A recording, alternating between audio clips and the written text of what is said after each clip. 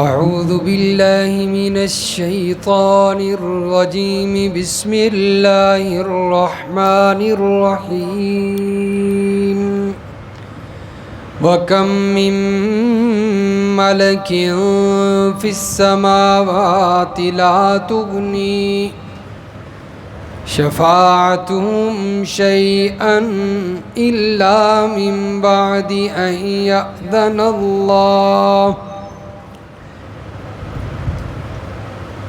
اور کتنے ہی آسمانوں میں فرشتے موجود ہیں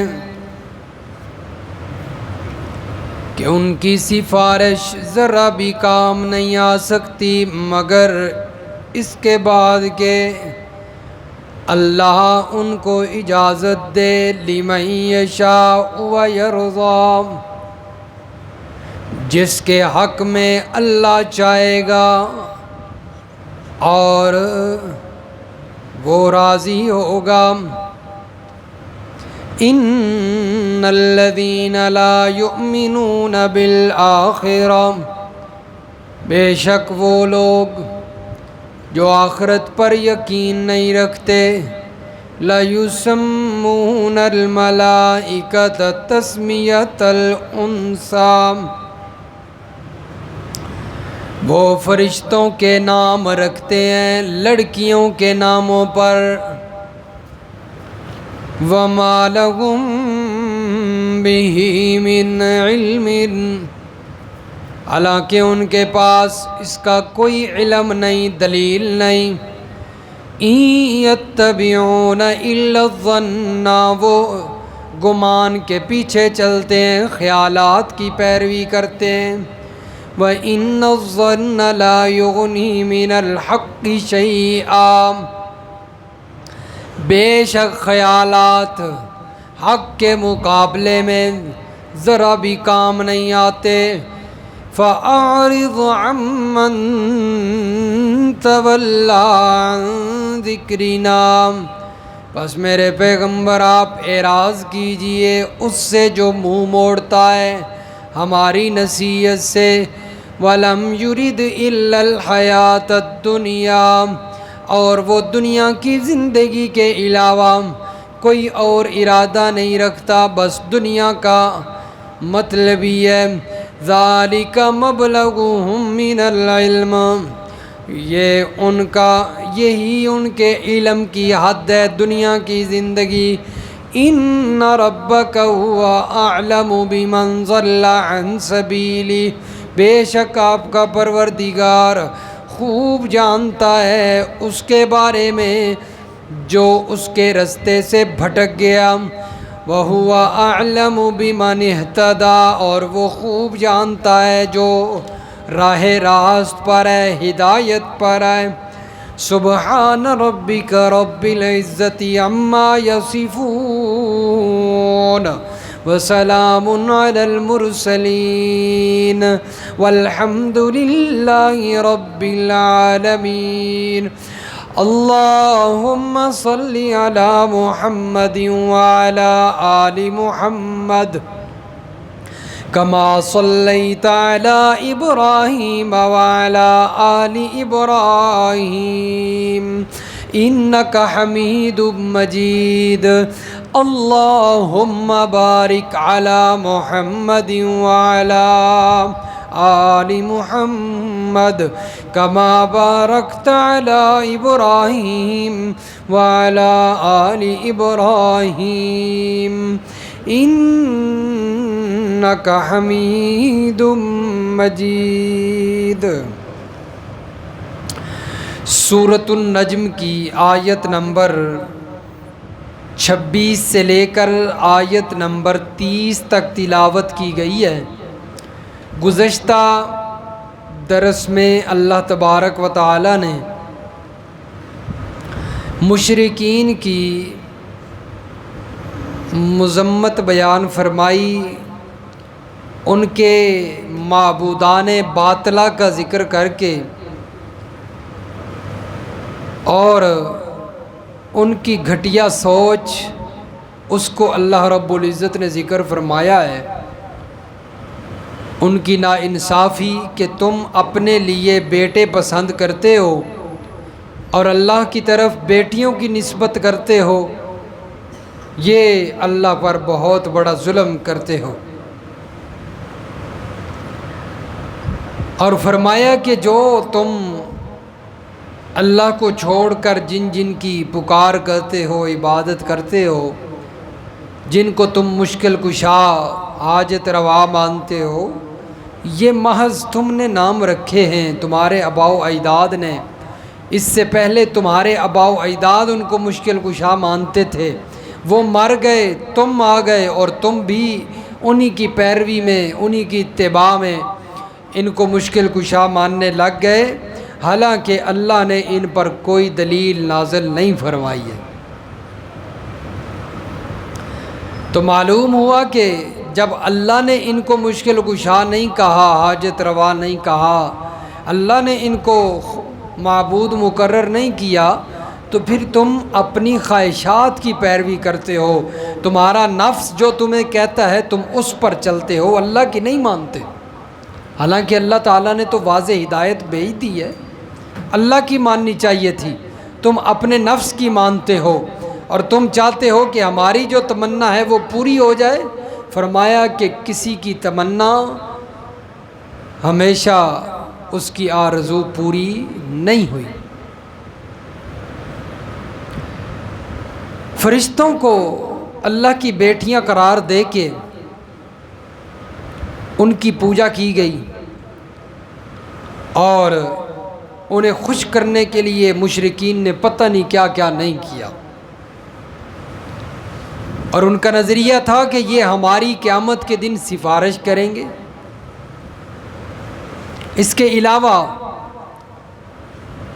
کسی کا کوئی پیر یا کوئی بھی جس کو وہ مانتا ہے اور اندھی تقلید اس کی کرتا ہے، پوجا کرتا ہے، اس کے بارے میں اس کا نظریہ یہ ہوتا ہے کہ یہ قیامت کے دن میری کیا کر دے گا، سفارش کر دے گا۔ اللہ تبارک و تعالیٰ نے اس صورت کا جو دعویٰ ہے نفی صفات قہری، زبردستی اللہ کے ہاں کوئی سفارش نہیں کر سکتا، دوسری مرتبہ اس دعوے کا اعادہ اس مقام پہ فرمایا ہے۔ فرمایا کتنے ہی فرشتے ایسے ہیں آسمانوں میں، لا تغنی شفاعتہم شیئا، کہ ان کی سفارش کسی کے کام نہیں آ سکتی،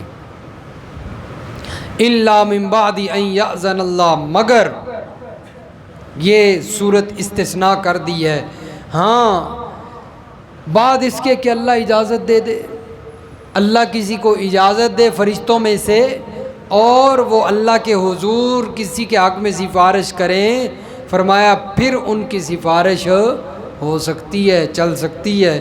اور فرمایا لمن یشاء ویرضی، اس بات کی بھی اللہ اجازت دیں گے کہ کس نے سفارش کرنی ہے، اور اس بات کی بھی اجازت اللہ ہی نے دینی ہے کہ کس کے حق میں کرنی ہے۔ دو باتیں الگ الگ ہیں۔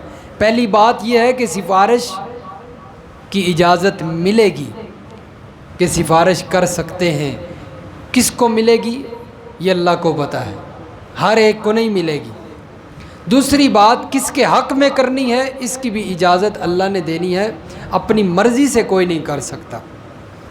یہ دیکھیں سورۃ البقرہ نکالیں جی، آیت الکرسی بڑی مشہور آیت ہے، آیت الکرسی پارہ نمبر 3 کا پہلا صفحہ ہے جی، سورۃ البقرہ ہے اور آیت نمبر ہے جی 255، صفحہ 52، صفحہ نمبر 52، آیت نمبر 255، آیت الکرسی۔ اللہ لا الہ الا هو الحی القیوم،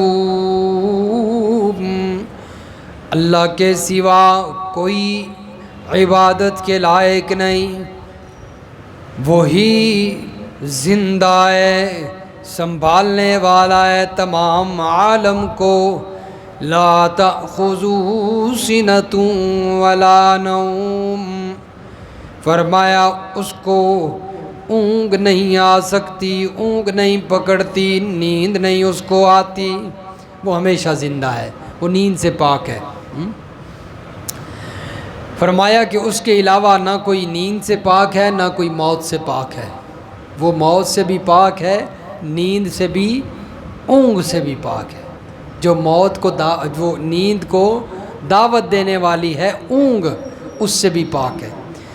لہو ما فی السماوات و ما فی الارض، فرمایا اس کے لیے ہے جو کچھ آسمانوں میں ہے، جو کچھ زمین میں ہے، اس کا مالک بھی اللہ ہے۔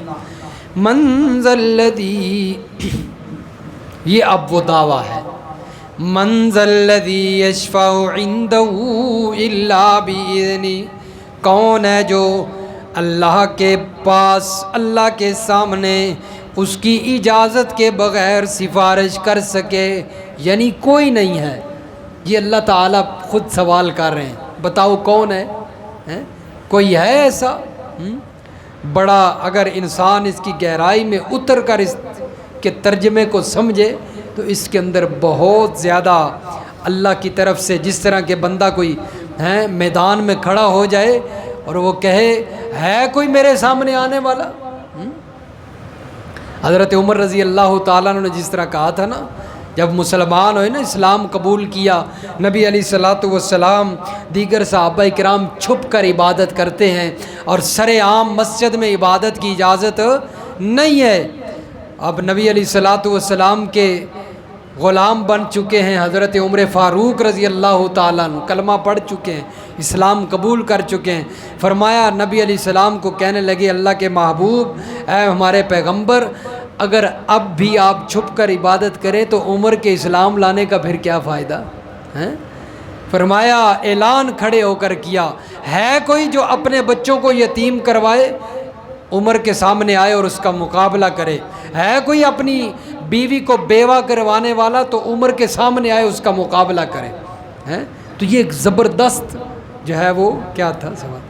اسی طرح فرمایا من ذا الذی یشفع عندہ، ہے کوئی اللہ کی اجازت کے بغیر سفارش کرنے والا؟ ہے کوئی؟ کسی میں جرت ہے اتنی؟ تو بڑی زبردست اس کے اندر جو ہے وہ سوال کا انداز، یعنی کوئی نہیں ہے اللہ کی اجازت کے بغیر سفارش کرنے والا، کوئی نہیں ہے۔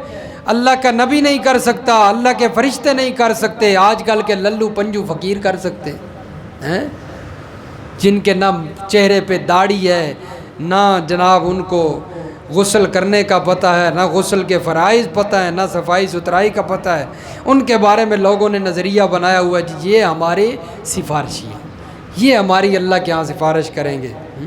جہالت کی انتہا ہے۔ یعلم ما بین ایدیہم وما خلفہم، فرمایا جو کچھ ایدیہم گزر چکا، وما خلفہم جو کچھ ہوگا، اللہ کے سوا کوئی نہیں جانتا۔ ولا یحیطون بشیء من علمہ الا بما شاء، اس کا علم اتنا وسیع ہے کہ اس کا کوئی احاطہ نہیں کر سکتا۔ وہ عالم الغیب ذات ہے، اس کا اتنا علم وسیع ہے کہ اس کا کوئی احاطہ نہیں کر سکتا، اللہ کے علم کو کوئی نہیں پہنچ سکتا۔ وسیع کرسی، ہاں جو اللہ تعالیٰ کسی کو اپنا علم عطا فرما دے، نبیوں کو وحی کے ذریعے بتایا، وسیع کرسی السماوات والارض، اس کی کرسی، اس کا اختیار آسمان و زمین پر وسعت رکھتا ہے۔ ولا یؤودہ حفظہما، آسمان و زمین کی حفاظت کرنے والا ہے، اس کو تھکاتی نہیں اس کی حفاظت۔ وہو العلی العظیم، وہ بلند و بالا عظیم ہے۔ تو اس لیے فرمایا کہ اللہ کی اجازت کے بغیر کوئی سفارش نہیں کر سکتا۔ ہاں اللہ تبارک و تعالی اجازت بھی دیں گے اور جس کے حق میں دیں گے، لمن یشاء و یرضی۔ ہاں معالم والے اور اسی طرح علامہ خازن وہ لکھتے ہیں کہ یہ سفارش کس کے حق میں کریں گے، کس کے حق میں اجازت ملے گی؟ فرمایا اہل التوحید، اہل توحید کے حق میں اجازت ملے گی، موحدین کے حق میں اجازت ملے گی اور موحدین ہی سفارش کر سکیں گے۔ یہ ایک ہے سورۃ الزخرف ہے، وہاں پر بھی اللہ تبارک و تعالیٰ نے اس کا ذکر فرمایا ہے۔ سورۃ الزخرف پارہ نمبر ہے جی 25 ہے، اور صفحہ نمبر ہے 596، صفحہ نمبر 596۔ اہل توحید کے حق میں سفارش ہوگی جی۔ سورۃ الزخرف آیت نمبر 86، صفحہ 596 اور پارہ نمبر 25۔ وَلَا يَمْلِكُ الَّذِينَ يَدْعُونَ مِن دُونِهِ الشَّفَاعَةَ، فرمایا اللہ کو چھوڑ کر جن جن کو یہ لوگ پکارتے ہیں وہ سفارش کے مالک نہیں ہیں، سفارش کا اختیار نہیں رکھتے۔ إِلَّا مَنْ شَهِدَ بِالْحَقِّ، ہاں جن لوگوں نے حق بات کی گواہی دی۔ حق بات کیا ہے؟ کلمہ شہادت، کلمہ ایمان، لا الہ الا اللہ، کلمہ توحید کی گواہی دی، فرمایا ان کو اجازت ملے گی۔ وَهُمْ يَعْلَمُونَ، اور وہ کلمہ توحید صرف زبان سے نہیں پڑھا کرتے تھے۔ مشرک کلمہ پڑھتا ہے زبان سے لیکن دل سے تصدیق نہیں کرتا۔ فرمایا قید لگا کے اللہ نے ذکر کیا، صرف زبان سے کلمہ توحید کی، فرمایا گواہی نہیں دی بلکہ دل سے بھی اس کی تصدیق کی ہے۔ یہ نہیں کہ زبان سے کلمہ بھی پڑھتا ہے اور پھر قبروں پہ جا کے سجدے بھی کرتا ہے، قبروں پہ جا کر اللہ کے ولیوں کے چڑھاوے بھی چڑھاتا ہے، چادریں بھی چڑھاتا ہے۔ فرمایا ایسے انسان کو بھی سفارش کی نہ اجازت ملے گی نہ اس کے حق میں سفارش کی اجازت ہوگی۔ سفارش کی اجازت اسے اللہ تبارک و تعالیٰ دیں گے جس نے کلمے کی زبان سے بھی تصدیق کی ہوگی، دل سے بھی تصدیق کی ہوگی، یعنی صرف اور صرف اللہ ہی کی عبادت کی ہوگی، اسے اجازت ملے گی۔ تو فرمایا فرشتوں کو بھی اجازت ملے گی، یہ بھی لوگوں کے حق میں سفارش کریں گے۔ ہاں اللہ کی اجازت کے بغیر یہ بھی سفارش تو دور کی بات ہے۔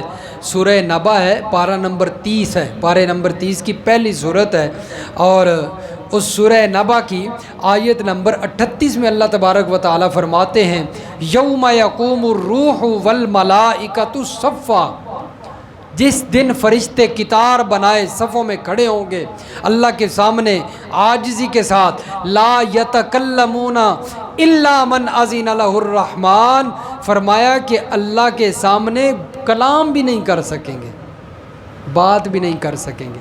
ہاں الا من اذن لہ الرحمن، جس کو اللہ اجازت دے گا وہ بولے گا۔ جبریل نہیں بول سکے گا، اسرائیل نہیں بول سکے گا، اسرافیل نہیں بول سکے گا اللہ کے سامنے۔ اللہ تعالیٰ اجازت دے کہ ہاں بھائی جبریل تو اب بتا، تو گواہی دے کہ تو اللہ کا کلام لے کر نبیوں کی طرف جایا کرتا تھا، وہی تو میری لے کر جایا کرتا تھا، تو جو ہے وہ گواہی دے۔ پھر جبریل بولیں گے، وگرنہ جبریل بھی بول نہیں سکیں گے۔ اور وقال ثوابا، فرمایا صحیح بات کریں گے، جو بات درست ہوگی وہی بولیں گے، اس کے علاوہ کچھ نہیں بولیں گے۔ فرمایا ان الذین لا یؤمنون بالآخرہ، جو لوگ آخرت پر یقین نہیں رکھتے، آخرت پر ایمان نہیں رکھتے، لیسمون الملائکۃ تسمیۃ الانثیٰ، وہ فرشتوں کو لڑکیوں کے نام دیتے ہیں، یعنی اللہ تعالیٰ کی بیٹیاں قرار دیتے ہیں، لڑکیوں جیسے نام دیتے ہیں۔ وما لہم بہ من علم، حالانکہ ان کے پاس اس پر کوئی دلیل نہیں ہے۔ فرشتے اللہ کی بیٹیاں ہیں، اس پر کوئی دلیل کوئی نہیں مشرک کے پاس، صرف اتنا کہتے تھے کہ مشرک اللہ کی بیٹیاں ہیں۔ جب ان سے کہا جاتا بھی اس پر دلیل دو، کیسے اللہ کی بیٹیاں بن گئی ہیں؟ اللہ تو فرماتے ہیں لو شاء الرحمن ما عبدناہم، کہ یہ ہمارے بندے ہیں، تم نے اللہ کی کیسے بیٹیاں قرار دے دیا؟ دلیل دو۔ ان کے پاس کوئی دلیل نہ ہوتی۔ ان یتبعون الا الظن، پھر وہ اللہ کی بیٹیاں کیوں کہتے تھے؟ خیالات کی پیروی کرتے ہوئے، جھوٹ کی پیروی کرتے ہوئے۔ وَإِنَّ الظَّنَّ لَا يُغْنِي مِنَ الْحَقِّ شَيْئًا، اور فرمایا گمان اور جھوٹ حق کے مقابلے میں کبھی کامیاب نہیں ہوتا۔ فَأَعْرِضْ عَمَّنْ تَوَلَّىٰ عَنْ ذِكْرِنَا، اب حکم ہوا اے میرے پیغمبر آپ ان لوگوں سے اعراض کریں جو ہمارے ذکر سے اعراض کرتے ہیں۔ اللہ کا ذکر کیا ہے؟ قرآن۔ اللہ کا ذکر کیا ہے؟ فرمایا جو قرآن سے اعراض کرتے ہیں، جو ہماری اس نصیحت سے اعراض کرتے ہیں، منہ موڑتے ہیں، میرے پیغمبر آپ بھی ان سے منہ موڑ لیجیے، ہمیں بھی ان کی ضرورت نہیں ہے، ہمارا بھی ان سے کوئی تعلق نہیں جو ہمارے اس نصیحت سے اعراض کرے۔ وَلَمْ يُرِدْ إِلَّا الْحَيَاةَ الدُّنْيَا، اور فرمایا جو قرآن سے اعراض کرتا ہے وہ محض دنیا کی زندگی کا ارادہ رکھتا ہے، وہ دنیاوی لالچ کی وجہ سے کرتا ہے۔ اور اب دیکھ لیں جتنے بھی مشرک ہیں، غلط رہنمائی کرتے ہیں، جتنے بھی بڑے بڑے ان کے علماء سو ہیں، بڑے بڑے پیر ہیں ان کے، وہ کیوں قرآن سے اعراض کرتے ہیں؟ محض دنیا کے لالچ کی وجہ سے۔ قرآن سے اعراض کیوں کرتے ہیں؟ دنیا کا لالچ ہے، پیسہ دولت جائیداد، اور اگر وہ قرآن سنانے لگ جائیں تو پھر یہ سب کچھ ملے گا؟ نہیں ملے گا۔ پھر کیسے نذرانے آئیں گے، کیسے چڑھاوے چڑھیں گے، یہ کیسے ہوگا؟ یہ قرآن اس نصیحت سے اعراض کرتے ہیں تو یہ سب کچھ ہوتا ہے۔ تو فرمایا کہ جو قرآن سے ہماری نصیحت سے اعراض کرتا ہے وہ دنیا کا لالچی ہے۔ ذالک مبلغہم من العلم، وہ اسی وجہ سے دنیا کو صحیح مسئلہ نہیں بتاتا۔ اور نبی علیہ الصلوۃ والسلام نے فرمایا، قرآن کا بھی اعلان ہے، اللہ کے نبی کا فرمان ہے۔ قرآن مجید میں اللہ نے فرمایا جو ہمارے اس قرآن کو چھپاتا ہے، ان الذین یکتمون ما انزلنا من البینات والہدی من بعد ما بیناہ للناس فی الکتاب اولئک یلعنہم اللہ، اللہ کی اس پر لعنت ہوتی ہے، ویلعنہم اللاعنون، اور فرمایا لعنت کرنے والے اس پر لعنت کرتے ہیں، یعنی ساری مخلوق اس پر لعنت کرتی ہے۔ جو قرآن کے مسئلے کو چھپاتا ہے، جو لوگوں کو صحیح مسئلہ نہیں بتاتا، لوگوں کو صراط مستقیم نہیں بتاتا، فرمایا اس پر اللہ کی بھی لعنت، ساری مخلوق کی لعنت۔ اور نبی علیہ الصلوۃ والسلام نے فرمایا من الجم بلجام من نار، جس نے قرآن کا مسئلہ چھپایا، اس سے پوچھا گیا قرآن کا مسئلہ پھر بھی اس نے فرمایا قرآن کے مسئلے کو چھپایا، الجم بلجام من نار، فرمایا قیامت کے دن، یوم القیامتی، قیامت کے دن ایسے بندے کو آگ کی لگام ڈالی جائے گی۔ کس چیز کی؟ آگ کی لگام ڈالی جائے گی، جس نے دنیا کے اندر قرآن کے مسئلے کو چھپایا، اس سے لوگوں نے پوچھا بھی، پھر بھی فرمایا کہ دنیا کا لالچی ہوتا ہے، ہماری نصیحت سے اعراض کرتا ہے، ذالک مبلغہم من العلم، اس کے پاس صرف دنیا کا علم ہوتا ہے، اس کے سوا کچھ نہیں ہوتا، اس کا علم صرف دنیا کی حد تک ہوتا ہے، آخرت کے بارے میں کچھ نہیں پتہ ہوتا۔ ان ربک هو اعلم بمن ضل عن سبیلی، لیکن فرمایا تیرا رب اس کو بھی جانتا ہے جو گمراہ ہے، اور تیرا رب اس کو بھی جانتا ہے جو ہدایت پر ہے۔ قرآن والوں کو بھی جانتا ہے، اور جو قرآن سے منہ موڑتے ہیں ان کو بھی اللہ جانتا ہے۔ اللہ تعالیٰ سمجھ نصیب فرمائے، عمل کی توفیق عطا فرمائے۔